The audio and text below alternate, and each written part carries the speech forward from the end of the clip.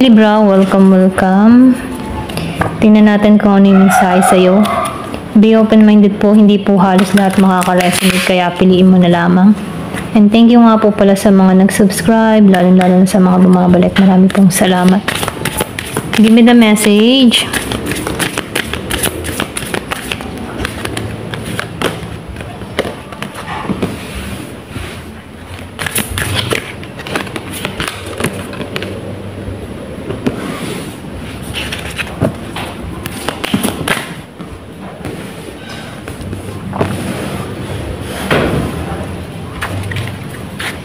Meron ka ditong death, indecision, honesty, and purpose. So, nakikita ko dito sa death, tapos na to, okay? Kumaga, meron ditong bagong simula na naghihintay sa'yo, or pwede rin sabihin na nakatuon ka ngayon sa bagong simula, okay? Kumaga, nag-i-start ka dito ng new beginning para sa sarili mo, para sa kinabukasan mo, or meron ka ditong uumpisahang bago, okay? Yung mga ganun. So, nafe-feel ko dito na yung iba sa inyo, mas sinusunod niya dito yung kanyang intuition, yung kanyang kutob. Meron kang pangarap, meron kang gustong likhain, meron kang gustong marating, okay? So, nakikitaan ko dito yung fresh lahat, okay? Para sa'yo. So, nakikitaan ko rin dito na ikaw, ikaw yung tipo ng tao na andun ka sa honest, yung pagiging totoo, okay? Kumbaga nakikitaan ko dito na ikaw yung tipo ng tao na tapat, okay? So, nakikitaan ko din dito, hindi mo rin ini-expect na ang tao ay magiging tapat sa'yo, kasi nakikitaan ko dito na ikaw ay alam mo sa mga tao or sa paligid mo na hindi halos lahat katulad mo mag-isip, okay? So, nafe-feel ko dito na para sa'yo, mahalaga yung pagiging matapat, or pwede rin sabihin na gusto mo kung meron kang mga kadiling na tao, kapareha, o kagrupo, gusto mo yung tapat, hindi sinungaling. Or pwede rin sabihin, ikaw yung tipo ng tao na ayaw mo ng sinungaling, ayaw mo ng hindi totoo. Kumbaga, nakikitaan ko dito yun na iniiwasan mo yung mga ganong klase ng tao. May pagka-toxic, okay? So, nakikitaan ko rin dito, alam mo yung ginagawa mo, okay? Alam mo kung ano yung mangyayari para sa'yo. Kumbaga, nafe-feel ko dito, alam mo yung purpose mo, alam mo yung adhikain mo, alam mo yung mga pangarap mo. So, nakikitaan ko dito, nakatuon ka, or pwede rin sabihin na meron ka ditong gustong mangyari, okay? Meron kang gustong marating. Kumbaga, meron kang binivision para sa sarili mo at alam mo kung paano mo ito gagawin, okay?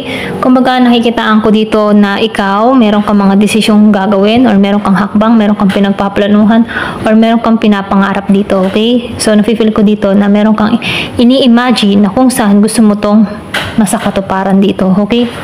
Kumbaga, nafe-feel ko dito na yung iba sa inyo mataas yung pangarap, okay? So, nakikitaan ko dito na tapos na, okay? Tapos na lahat ng alalahanin, tapos na ang problema na dumating sa'yo, or pwede rin sabihin na nalampasan mo na to, okay? Give me the message.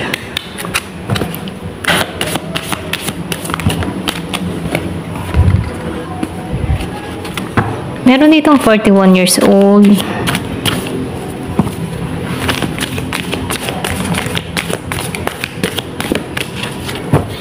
Nakikita ko yung iba sa inyo, ibang malakas yung intuition mo, sinusunod mo yung kutob mo, ginagamit mo yung intuition mo dito sa mga decision na gagawin mo. So, nakikitaan ko dito yung respect, okay? So, meron ditong honest, may karma. So, nakikitaan ko dito sa karma, pwede rin sabihin na tinanggal ka na dito, okay? Doon sa mga tao na toxic o nagbibigay ng pasakit sa'yo. So, nafe-feel ko dito na yung karma ang magsaserve sa kanila dito, okay? So, nakikitaan ko dito na isinisiwalang bahala mo na lamang, or pwede rin sabihin na ikaw, yung bang tipo na meron ditong proteksyon sa'yo, okay? Kumbaga, meron ditong spiritual message na, kumbaga, sinasabihan ka dito na huwag kang susuko, okay? Kasi itong wala, okay, ikaw. Kumbaga, nakikitaan ko dito na matatapos na lahat ng alalahanin, matatapos na ang problema. May naghihintay ditong masaya na pangyayari, okay? Biglaan to, hindi mo inaasahan. Pwede rin sabihin na renewal to para sa'yo, okay? So, nakikitaan ko dito yung pagbabago mo, transformation mo, akong nakikita dito. So, ikaw, nafe-feel ko dito, nakatuon ka mismo sa sarili mo, sa pag-develop sa sarili mo. So, nafe-feel ko dito na nagigikan totoo para sa iyong sarili, okay? Kumbaga, nakatuon ka sa katotohanan, okay? Give me the message sa realidad, ganyan. So, meron ditong 32 years old, 41, 26, may pinanganak nung 16 at 26, 5, okay? At 8, 8 of Cups. So, nakikitaan ko dito, no, yung iba sa inyo, meron kang inalisan, meron kang pinagpasyahan, meron kang desisyong ginawa dito, okay? Kung ba nakikitaan ko dito na ikaw ay ginagabayan sa direksyon or sa mga plano na tatahakin mo dito.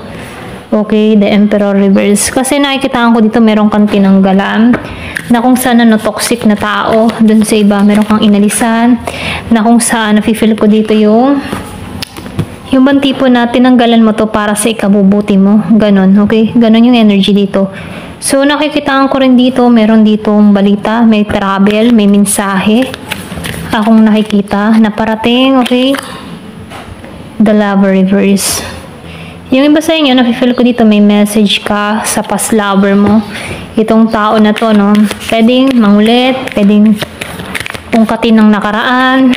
Tinanggalan mo kasi to. Ito lang nafe-feel ko.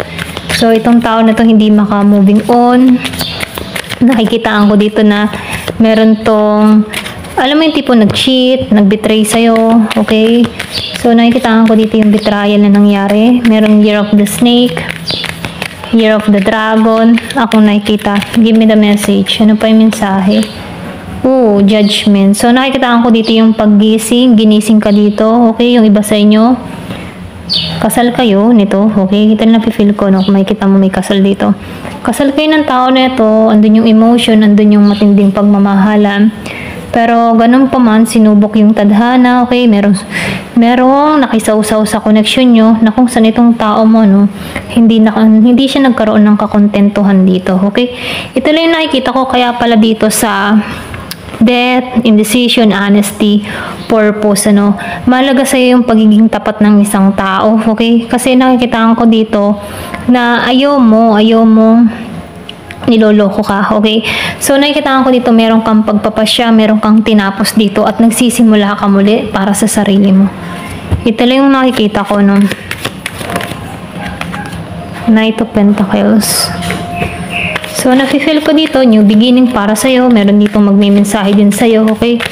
So, nakikitaan ko din to ng Taurus. Meron kang kadiling na Taurus.